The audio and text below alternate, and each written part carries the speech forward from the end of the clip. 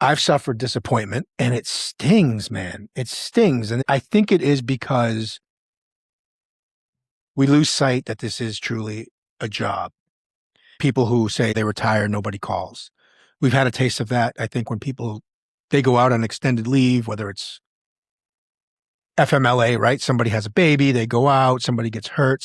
They say, well, geez, nobody really reached out. That could sting a little bit, but should we have the expectation? I'm struggling with it. And that's why I think the conversation will be good. Yeah. Where does that expectation come from? I'll go back to it. I say it a lot. Perspective. How are you looking at that expectation of guys retire? I don't have any close connections with anybody that retired from our PD, but I have connections with people that retired from my former PD, and I do reach out to them quite a bit. I wonder what the level is of what their expectation is for that from the guys and gals that they served alongside with for those full 20 to 25 years. When people come on the job, what is it that they think they're joining? In my notes here, it was about purpose and identity, and those are different. And so purpose, the work matters deeply to me, right? Yep. And the identity is the work tells me who I am. Okay. So purpose can survive disappointment. Yep. Identity has a hard time surviving disappointment. Correct. So is it a calling?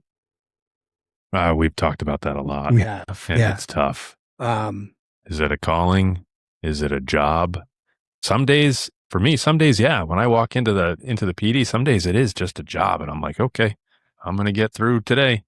And then there's other days where I walk in, let's go. What are we doing today? Yeah.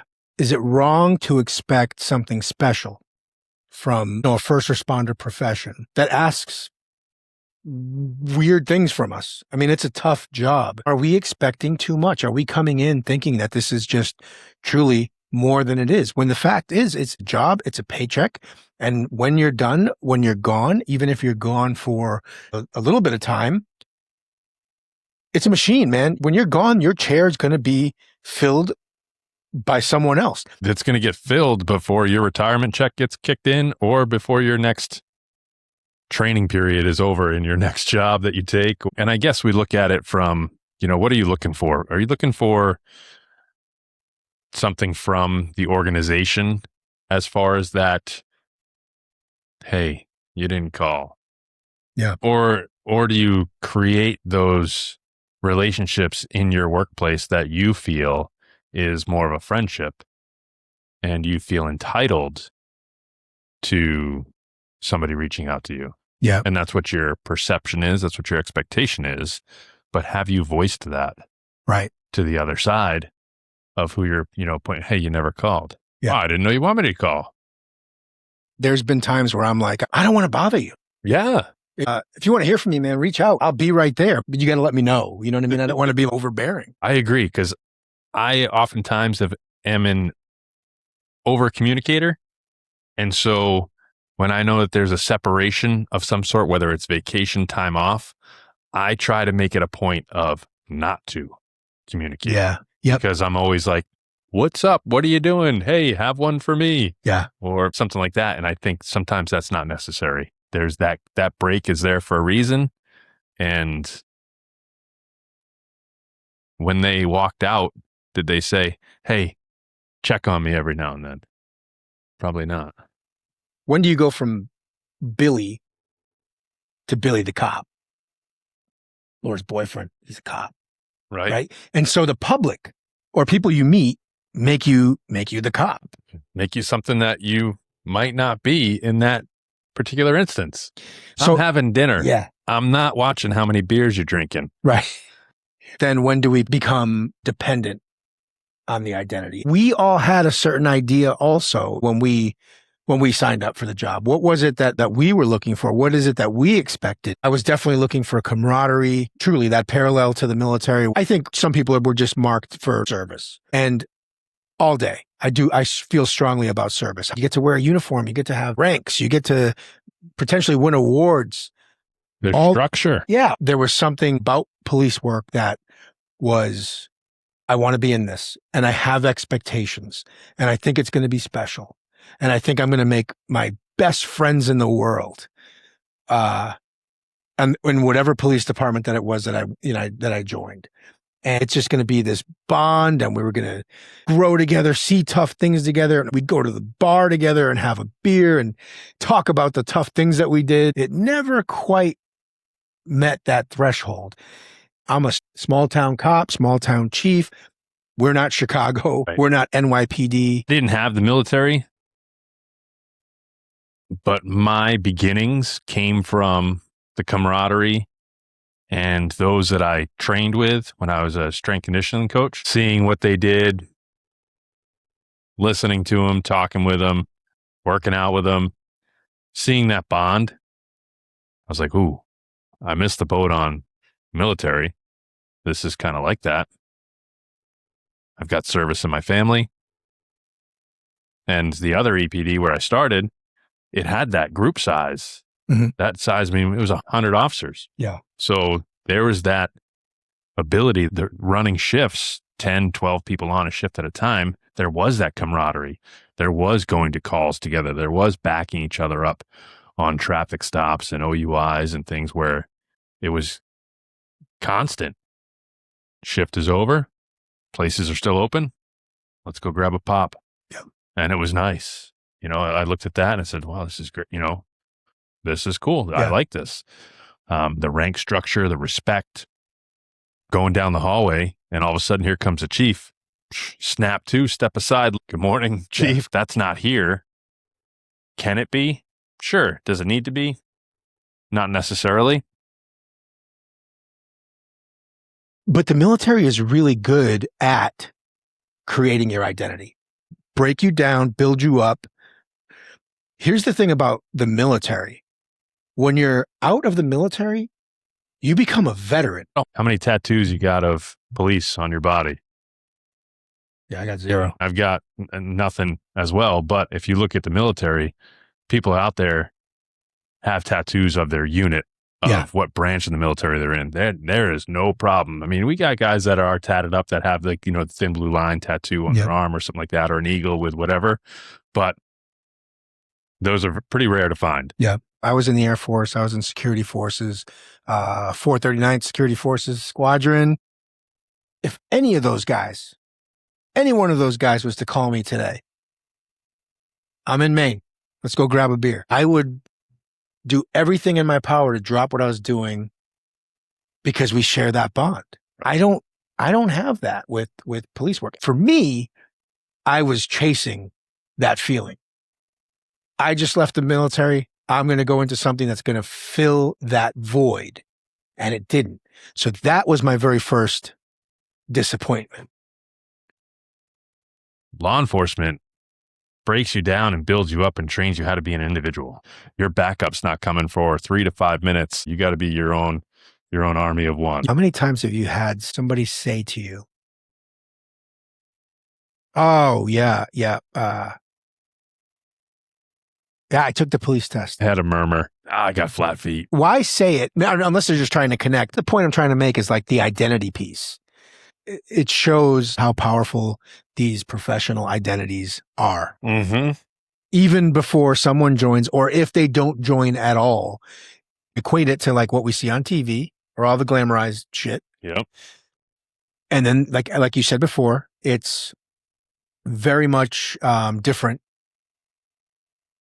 A few minutes of adrenaline for hours of paperwork. And we sell our souls before we even put ink to the application. Nothing along the way, not the academy, not your field training process, nothing along the way teaches you, hey, prepare yourself because this could look very different than what you have in your mind. Hence the disappointment. Then you have your first situation where you get written up. Everybody's been written up. You know what I mean? It is what it is. It's not the end of a career. People go ballistic over it. I'm not signing that. Well, you screwed up and it is, own it. But the disappointments, they're going to happen. There's no doubt about it. Why is it such a disappointment when those things happen. I've talked about before a promotion, not promotion thing. I've talked about a court case, which really just rattled me and changed my view on police work and people. FTO teaches you how to do the job. Why don't we have anything beyond that? I don't know if it happens at the academy or after FTO, but teaches you that disappointments will happen and disappointment is part of life. Is that the next step in wellness? Do we have, after FTO, you get your wellness appointment, meet with your therapist, whoever it may be. Okay, now that you're into this job, this career, what are your thoughts about it? What were your thoughts? What's changed? Ask the questions. Is there a questionnaire? How about that? A survey. What were your thoughts about the profession when you signed up? How did you process things during FTO? What are your thoughts on the profession now that you're finished with FTO?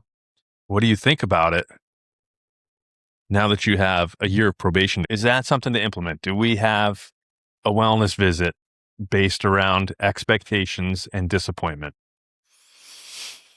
I think that's a beneficial thing to discuss. I have never thought about this. Yeah. Because I honestly haven't. So I think it's a very good topic to discuss. Even if we're just brushing over it, I think it's something for people to really think about. What were your expectations 5 years ago, 2 years ago, 3 years ago, 20 years ago? Yeah. What disappointments came along the way? And were they earned disappointments? Were they based off of your perception? Or were they something else? And how did you grow from them? Really good point. I think we come into this not even realizing it's a fucking job. If you find that department where you can use the word family, and fantastic. Great. But it is a job. I've always wanted to add wellness to the FTO program. Many places use the San Jose model. It's what we know. A proven model. And there isn't anything yet, at least from what I read, that says it's horrible. It Right. teaches how to do the tasks of the job. There needs to be something beyond that that talks about growth. You're on the job now. You did great. Now you're on the road. At what point do you start to say, I need to work on myself? How do I prepare myself for disappointment? How do I prepare myself for the things that I'm going to see and I don't know how to react to? We're quick to blame supervisors, the profession. Why do you think we're not looking internally? Because I think that's where the answer lies. Looking back on yourself is hard. Do you know what I mean? What is the real question? I got my feelings hurt because I did something wrong. I'm going to play victim. I'm going to blame the agency. But the actual question truly is, what did I do wrong? I'm not going to sit here and say, I haven't made mistakes as a supervisor and a chief. I'm like, oh, I fucked up. I didn't do the right thing. I screwed up. You have to own that. They're hard questions. They're those look in the mirror moments. I know there's plenty of shitty supervisors. I'm not saying I'm a great one. I'm just saying when it is on you, when it is on the supervisor, say it. I'd like to be afforded that same opportunity by the officer. I wasn't thinking this through. You were right. And how do we then, as a profession, ingrain that and teach that from the beginning so that the mirror can be in the office during the conversation? Think about everybody's ownership, everybody's piece of this, right? And the organization disappoints me.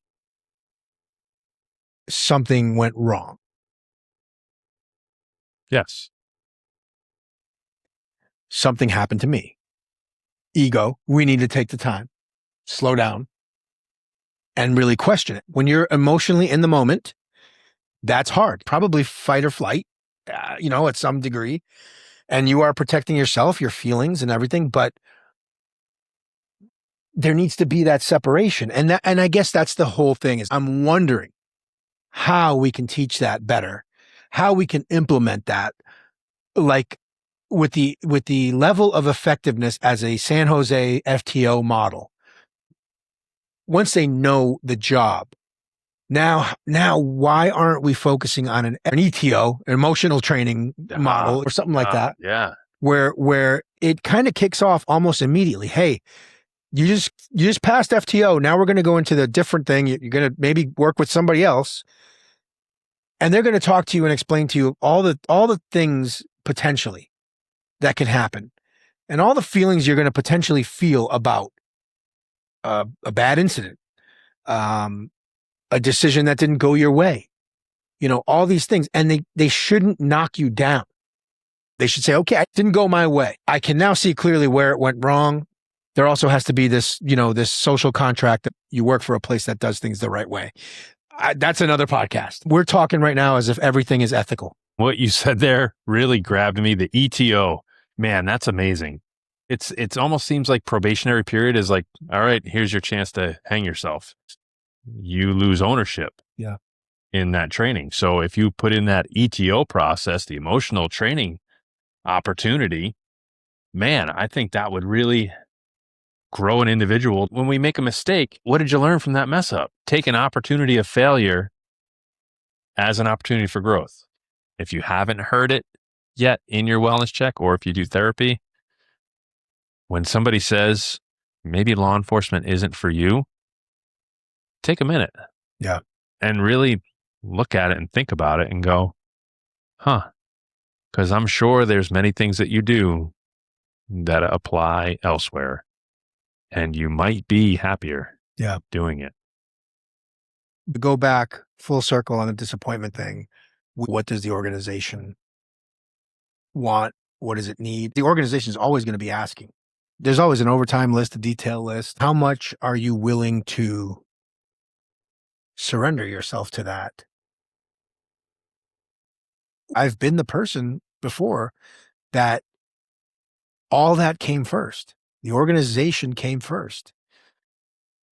Do I regret that? At the time, it worked. I wasn't fair to myself. Now, you're looking at it from a different perspective, a different lens. I gave so much. Why isn't this giving back? But it's not set up to give back. No. And it never has been. What if some of our deepest disappointment with this profession isn't only about what the job did to us, but about how much of ourselves we asked the job to hold? How much of ourselves that we asked the job to hold? The job is the job. Yeah. We have these huge expectations that it's a brother, sisterhood, camaraderie. We expect it to be something so much more than it actually can even be. Maybe that's the realization. Maybe it wasn't the job. Maybe it was me.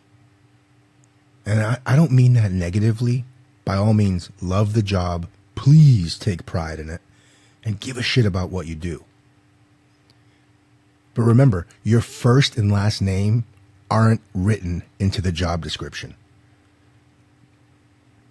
The job needs a police officer, a firefighter, a dispatcher, a chief.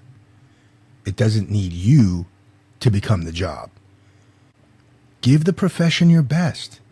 Just make sure you save some of yourself for the person whose name is actually yours. Do great things out there. Stay safe.